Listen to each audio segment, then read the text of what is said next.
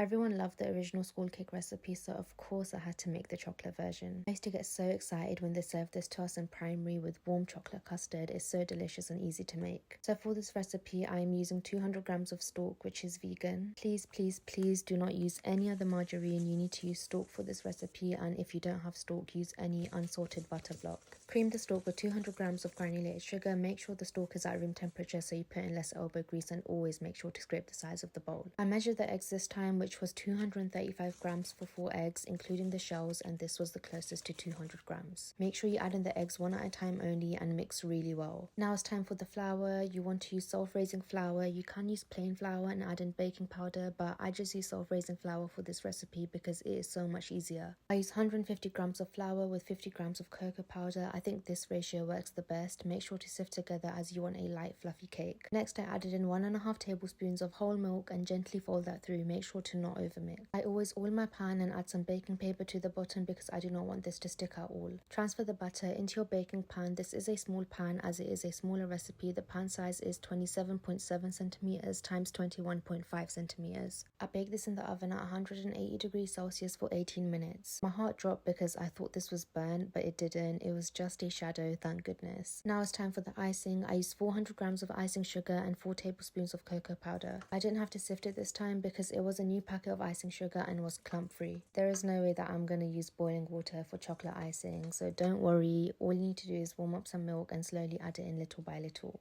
Do not add in too much, otherwise your icing will be runny. A little bit goes a long way. This chocolate icing was insane. It tasted so good and the texture was phenomenal. Once the cake is completely cool, I let it cool for around an hour. You can add on the icing to the cake. Make sure to smooth the top really well. Add on your sprinkles. I added on some rainbow ones alongside some chocolate ones, and it is done. This recipe gave me 9 delicious slices and it was so amazing from the inside, absolutely beautiful. Everyone's oven is different, so I would always recommend inserting a toothpick in the middle before you take it out of the oven. Serve with some chocolate custard. I did not get time to make my own chocolate custard unfortunately, but I love this brand. It tastes really good. So nostalgic, both the vanilla and chocolate flavour slaps different, absolutely delicious. I hope you all enjoy this recipe and let me know what British dessert from your childhood you would like to see next.